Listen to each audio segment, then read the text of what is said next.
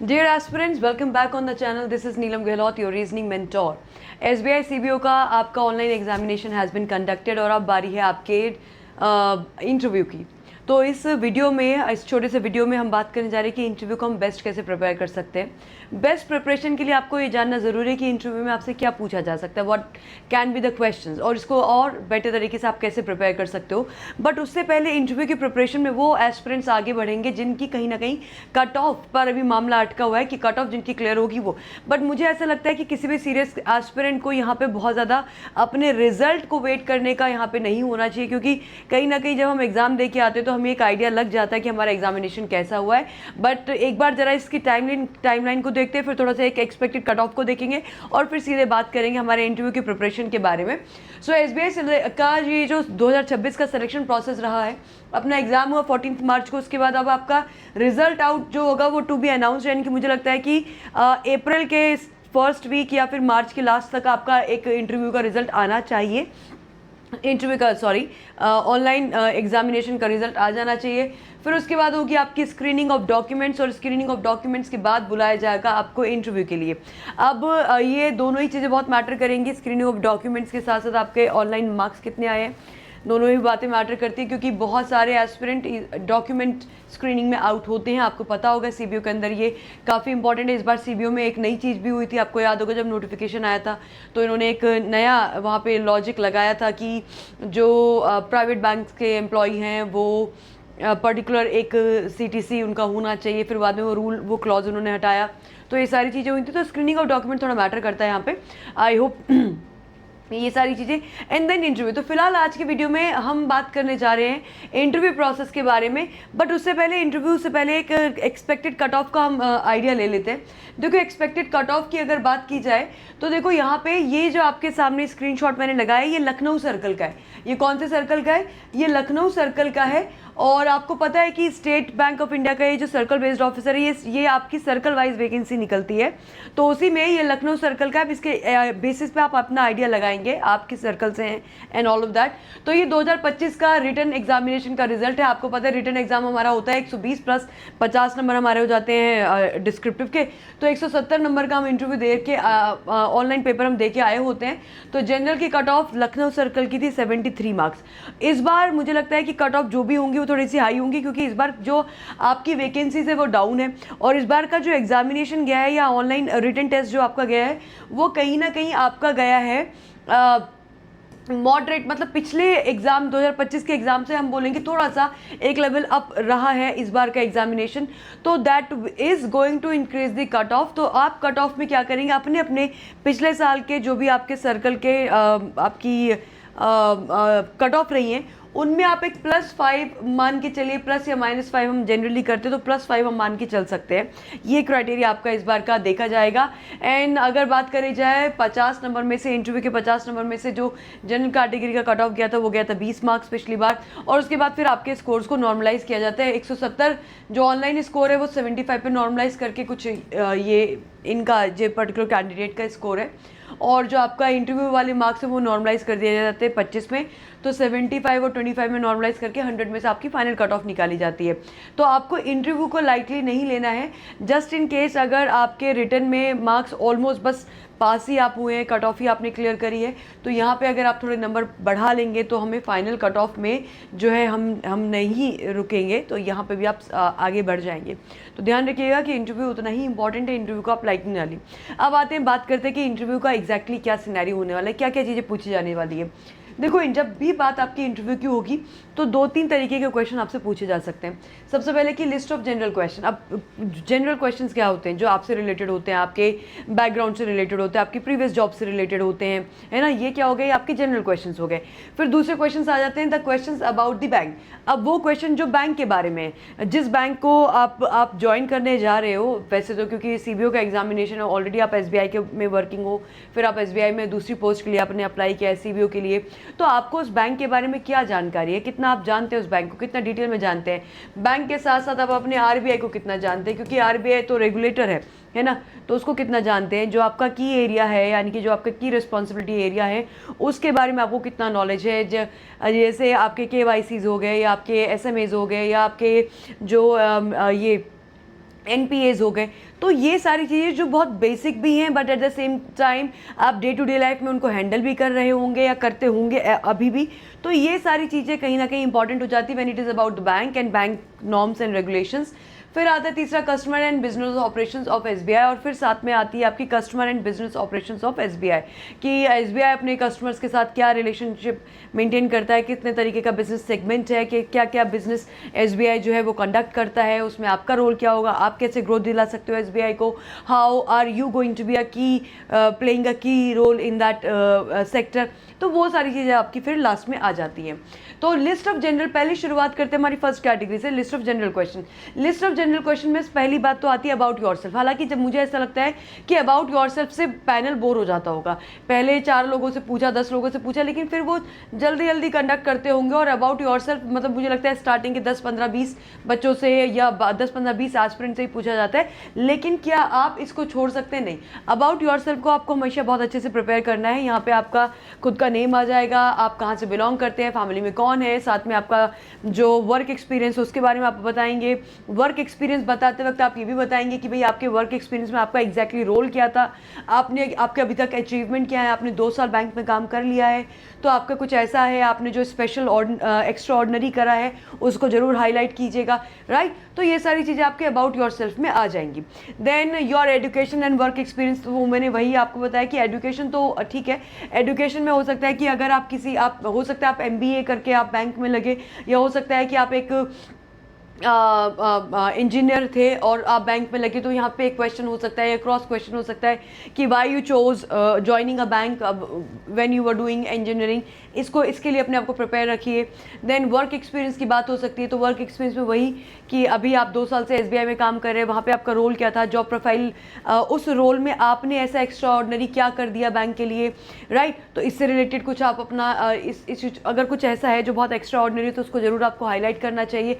फिर उससे पहले आप किसी बैंक में अगर काम कर रहे थे, यानी कि प्रीवियस किसी बैंक में आप काम कर रहे थे, उसको बताइए।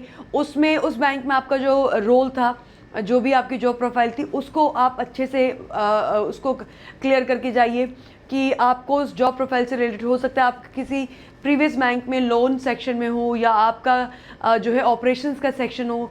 इस तरीके से जो भी आप उस सेक्टर में काम कर रहे थे प्रीवियस अपने ऑर्गेनाइजेशन में, तो उसके लिए आपको तैयार होना चाहिए, क्योंकि फिर जब आपसे पूछा जाएगा तो वहाँ पे आपसे क्रॉस क्वेश्चंस होंगे। तो जो भी आपका डिपार्टमेंट था, जो भी आपका सेगमेंट था, उस सेगमेंट से रिलेटेड आपको अच्छी जानकारी होनी चाहिए।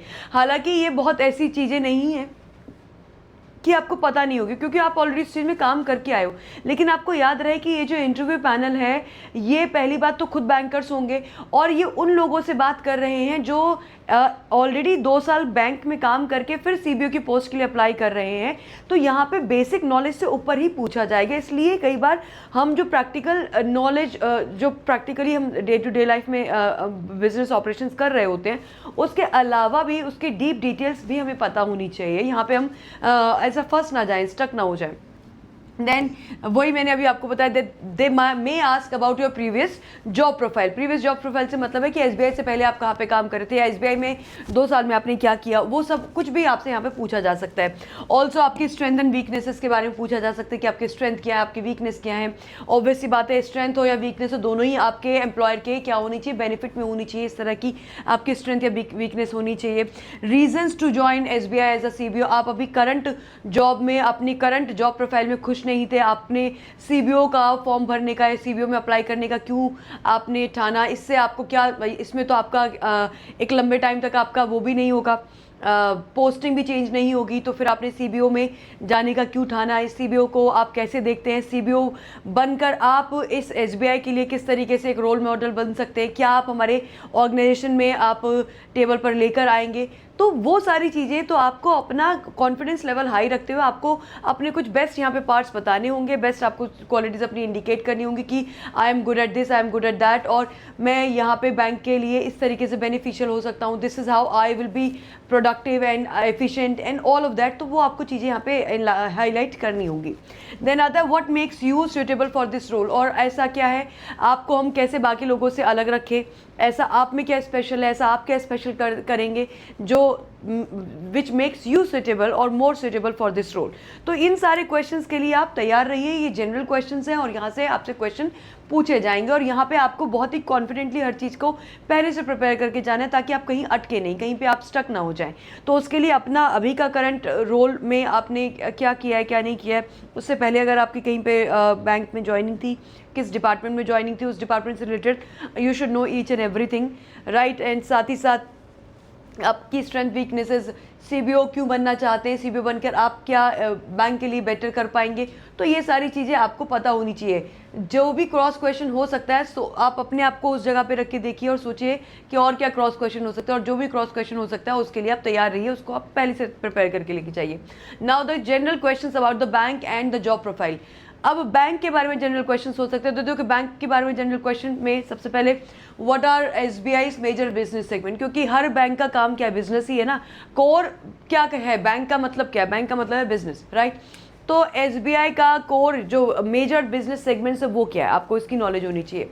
Then history of SBI, SBI की शुरुआत कैसे हुई, फिर एसबीआई में क्या क्या चेंजेस हुए, कब क्या क्या बदलाव हुए, तो एक जो हिस्ट्री है, एक एक टाइमलाइन है एसबीआई की, वो आपको पता होनी चाहिए। Then role of RBI, RBI जो एक रेगुलेटर है इसका रोल क्या है, या उस समय अगर आरबीआई से रिलेटेड कुछ नया चला है, आरबीआई ने कोई नया रूल निकाला है, आरबीआई ने कोई चेंजेस लाए हैं, आरबीआई ने एसबीआई के लिए कुछ स्पेशल जो है कोई एक नोटिस निकाला है, या कुछ भी ऐसा है जो आरबीआई उस समय यानी कि आपके इंटरव्यू के आसपास या 1-2 महीने के आसपास कुछ ऐसा नया हुआ है, करंट में कुछ हुआ है, तो वो आपको पता होना चाहिए। आरबीआई के बारे में आपको पता होना चाहिए, इसकी मॉनेटरी पॉलिसी के बारे में पता होना चाहिए, आरबीआई किस तरीके से रेगुलेट करता है उसके बारे में पता होना चाहिए, जो बेसिक टर्म्स हैं वो आपको पता होनी चाहिए। जब बात बेसिक टर्म्स की हो रही है तो टर्म्स रिलेटेड टू लोन आपको पता होनी चाहिए, टाइप्स ऑफ रिस्क आपको पता होने चाहिए, एनपीएस पता होनी चाहिए, सरफेसी पता होनी चाहिए, एसएमएस पता होने चाहिए, केवाईसी, राइट। केवाईसी में ऑफिशियल वैलिड डॉक्यूमेंट्स कौन कौन से होते हैं ये आपको पता होना चाहिए। मॉनेटरी पॉलिसी का क्या क्या इंपॉर्टेंस है, क्या उसकी वैलिडेशन है, ये आपको पता होना चाहिए। पेमेंट रेगुलेटरी बोर्ड ये क्या होता है ये आपको पता होना चाहिए। एआई आर्टिफिशियल इंटेलिजेंस का आजकल आप देख रहे हैं हर जगह पे ही इट हैज़ टेकन कहीं ना कहीं ये हर चीज़ को पीछे छोड़ रहा है एआई आज के ज़माने में। तो एआई को आप कैसे देखते हैं और इसको आप कैसे यूज़ करेंगे बैंक को और बेटर करने के लिए, एआई का रोल हम बैंक में कैसे देख सकते हैं, कैसे बेटर कर सकते हैं और सर्विसेज को कैसे एनहांस कर सकते हैं। तो ये वो क्वेश्चन है जो बहुत बेसिक है, जो बहुत जनरल है, जो आपसे पूछे ही जाएंगे, राइट। तो इन सब चीज़ों को आप पहले से वेल प्रिपेयर्ड रहिए इन सब चीज़ों के लिए।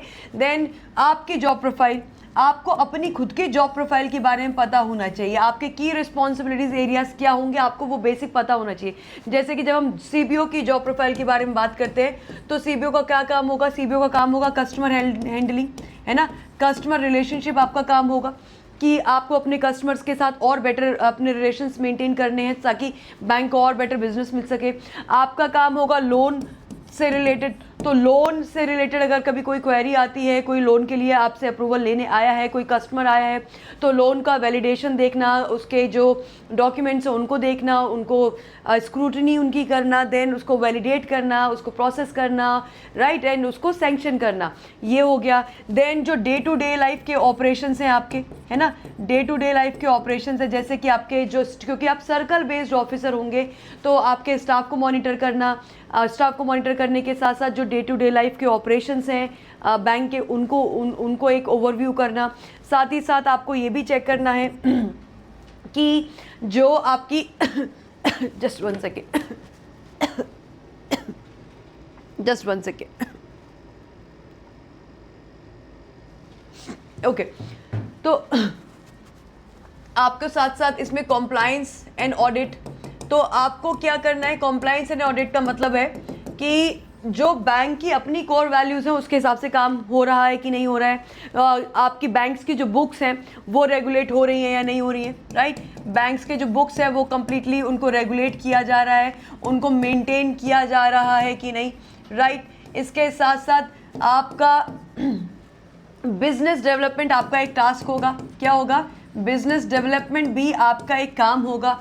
तो ये सारी चीज़ें आपकी जॉब प्रोफाइल का हिस्सा है। आपको ये पता है कि इसमें बहुत जल्दी आपकी पोस्टिंग नहीं होगी, तो यहाँ पे भी एक क्रॉस क्वेश्चन हो सकता है।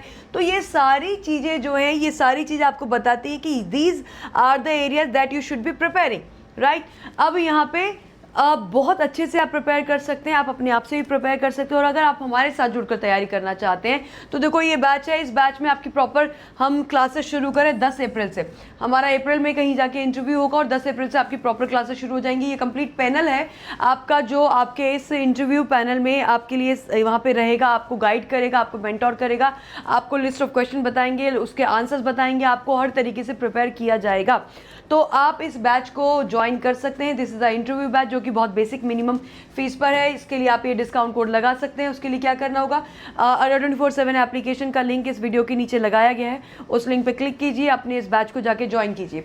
अड्डा 24/7 की एप्लीकेशन पे जाइए।